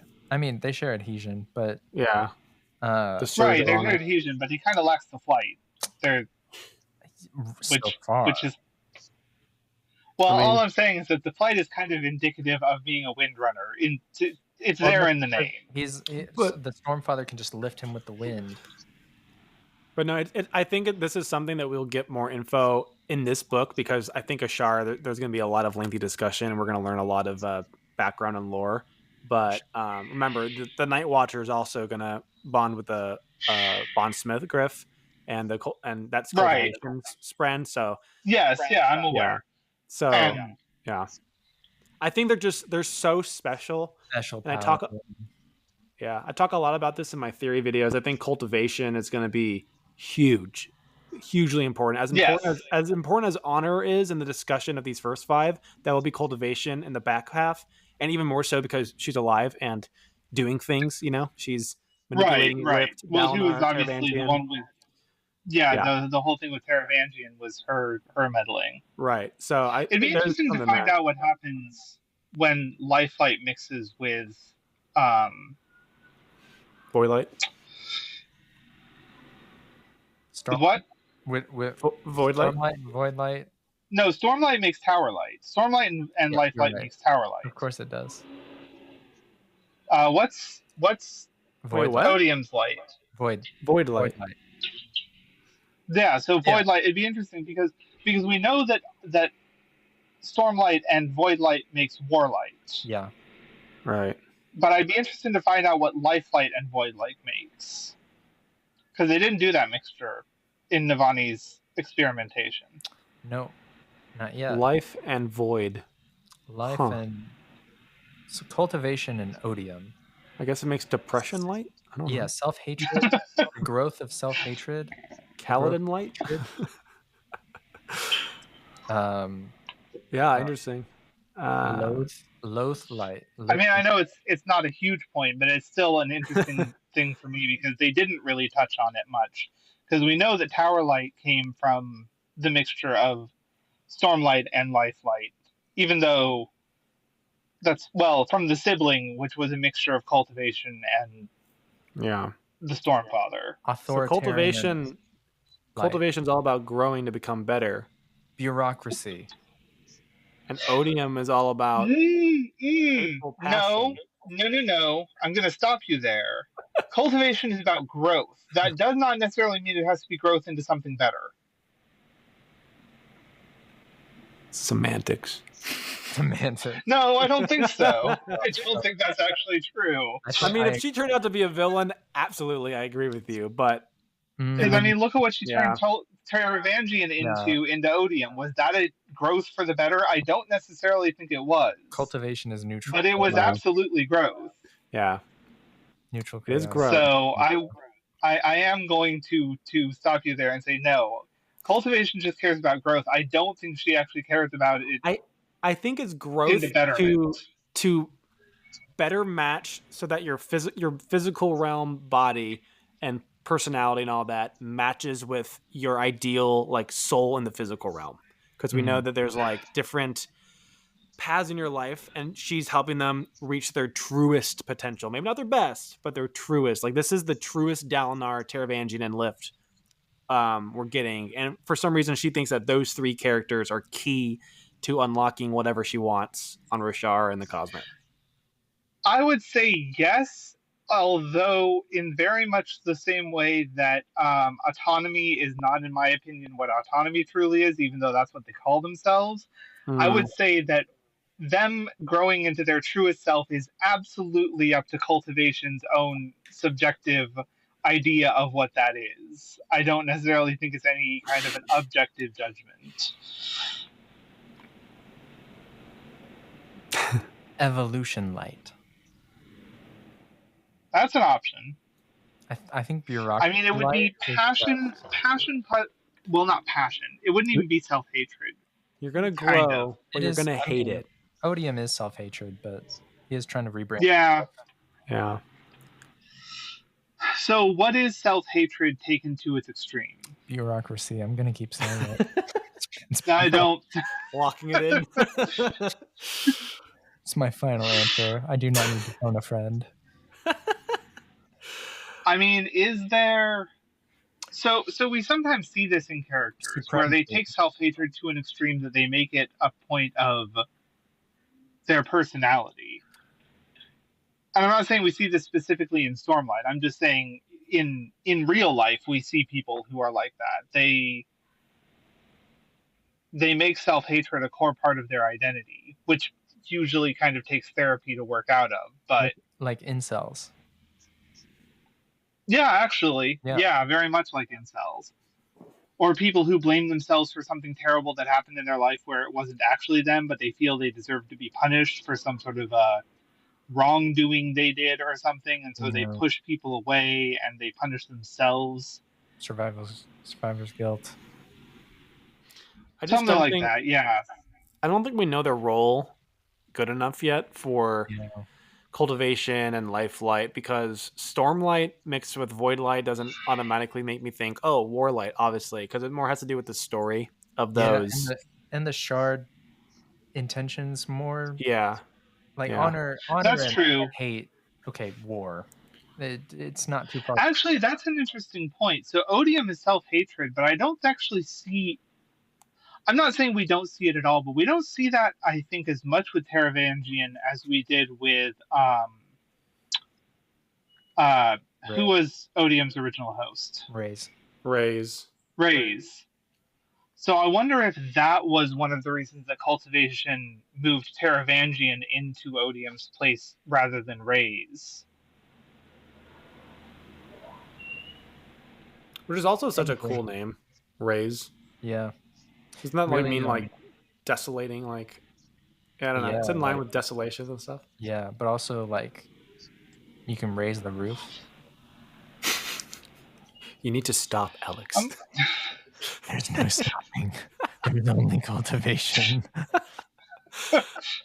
Do you guys want to end with these discussion questions at the read along? Yes. Sure. I actually think they're pretty good. So, along with Reactor, which is where they're releasing these chapters and where we're reading them, they do have they have 3 beta readers leading a kind of discussion of sorts, giving their little notes. It's not spoilery though. They're not like going to spoil the book because they've read it all already. But they do have good discussion questions. So I think there's like 5 here.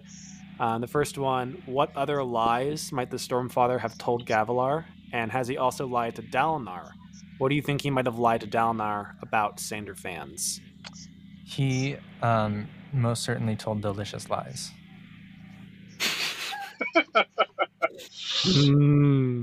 I don't know if he specifically lied about it, but I think he probably at least very much directed Gavilar to think that he'd become a herald rather than just a radiant. Yeah. I think the Stormfather's just been so hesitant to actually move forward and grow with Dalinar in so many ways and like points in the story that I can remember. I would assume any lies he's said would have been to slow down Dalinar. Why, I don't know, but that's my guess. That's fair.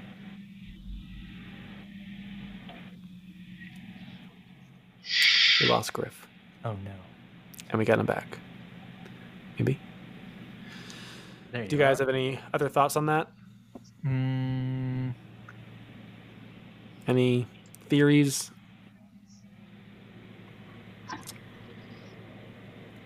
You know, it's really hard to say. I think the Stormfather may have stopped lying and instead have been more cryptic about what he was saying, or like choosy.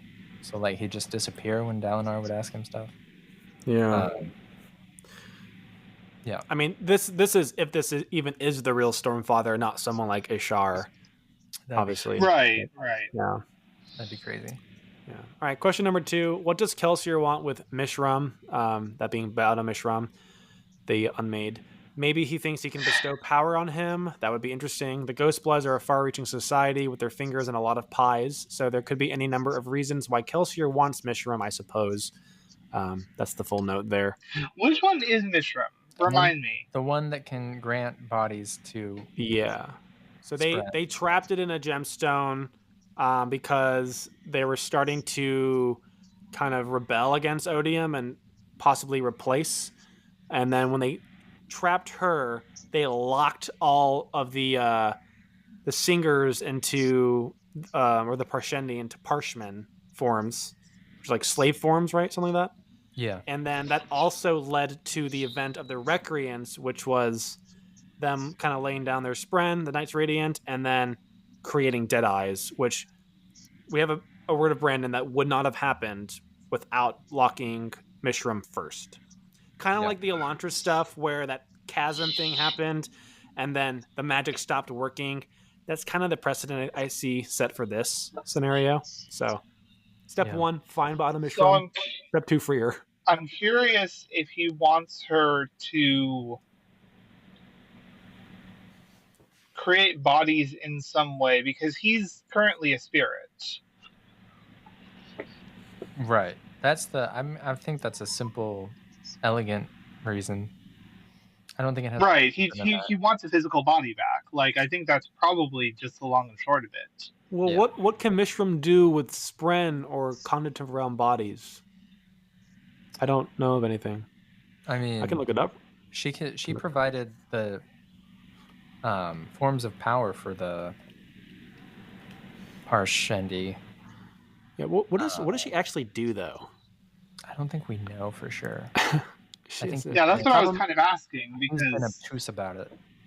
Ooh, interesting. Okay, so from Copper Mine, like first paragraph, she was a primary instigator of the false desolation, leading to the imprisonment of the Knights Radiant, yada yada yada, which put the vast majority of singers into slave form and affected all spren on Roshar, which I guess has to do with the Radiants. But okay, so yeah, I guess it's pretty obvious. Them trapping her had a link to the spren themselves. So freeing her might free spren and maybe thus free Kelsier. I don't necessarily think Kelsier is a spren, though. I mean, he's a cognitive shadow. Yeah, but they might use the same type of power to gain a... Possibly, yes. Yeah. That might be an option. And to be fair, we actually don't even know that whatever Kelsier is pursuing would actually work. He may be chasing a theory that turns out to be incorrect. True. I think let's go on to the next question. Yeah, sure. How exactly did Kellic make things go wrong? I don't know if he did something personally to cause the Recreants or if he just thinks he did, but he definitely feels responsible. And I'll agree here. Didn't he lock Bauda Mishram? Wasn't that like his idea? We find out in a Shallan chapter coming up that he states that he is the reason, or he helped them lock her up. Got it. Yeah. So that's minor spoiler. Yeah. Yeah. I'm excited to read those chapters again because same. That is especially in my Shallan voice. What's the next question? What is the Night of Sorrows? And then this commenter says that they wonder if it refers to the contest of champions between Odium and Dalinar. It's always been spoken of along with the Everstorm and the True Desolation, but there's no definitive answer. Dang. I just thought it was when the Everstorm came. I mean, it sounds like they lose the battle, right? Like Dalinar is going to have to become a servant, and it's the Night of Sorrow. I don't know. That's like the obvious where my head It is goes a pretty to. obvious one. Yeah, probably not that.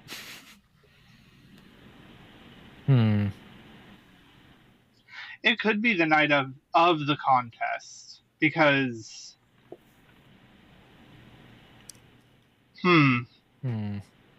That's a good question. Good job, read along person. This is a Paige. Good job, Paige. Good job, Paige. And then the last question here is, how did Vasher come to be creating Voidlight for Gavilar? He was obviously already Zahel, the expert warrior training the princes in combat. Why would he tell Gavilar his real name? And why or how is he making Voidlight? We've already kind of discussed this. Yeah, he's got the perfect pitch to do it.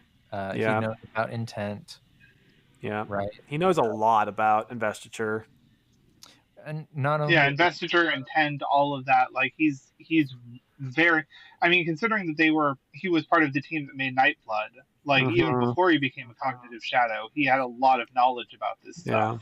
He's the true arcanist. So yeah. Also, this question, I mean, they say void light. Isn't it anti-void light in that sphere? Because that's what they're saying is the weapon that can kill the fused. It's anti-void light because the fused, use void light. So I'm just saying. Well, but in relation to this prologue, Gavilar doesn't know the difference between anti-void light and void light yet. And Nail didn't appear to either. Right. But it is because we learn in Rhythm of War. It is anti-void light. Right. Yeah. But at this point, they don't know about that existence yet. Yeah. He accidentally made it, I guess, or Zahel Vasher made it intentionally and gave it to him and didn't tell him. There's something more there. I want to see these flashbacks. Capital I intentionally. Yeah. Yeah, I am really interested to see why Vasher did what he did because, as I said, I don't feel like Gavilar would be able to pull one over on Vasher. Mm-hmm. Yeah. What? And so I feel like Vasher was definitely doing it with full knowledge of what Gavilar's plan was, or at least not plan but disposition. Right. Yeah. Got to break some wars. So I think the only other thing that I wanted to call out, which is obvious, but just in case there's someone out there that didn't put it together like I did the first time around 2 years ago, we have confirmation that in Gavilar's final moments, he wasn't talking to Szeth, which is great parallel to the first Way of Kings prologue. Yeah. Gives so much more context. He was talking to the Stormfather in that scene. That's a thing to point out. Yeah. Neat. Pretty cool. There was a lot of theories for years about that whole, scene and all the different POVs for it. So pretty cool to finally get that wrapped up. I feel like that's I'm expecting to feel like this more for the whole book, just wrapping up. I hope so. At least a few things. Nice little bows. Yeah. Cool. I will be interested to see what we get in later chapters, because I'm hoping that they'll touch on why the Stormfather came back to the Colin family. Yeah.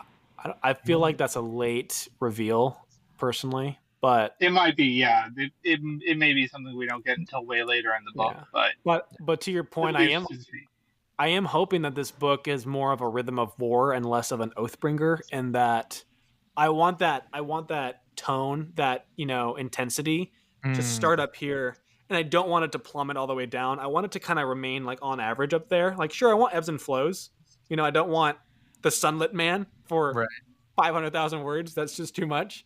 But I don't want I don't want part 3 or part 2 to just feel like a total slog, like it has in other books. I really wanted to just keep the momentum.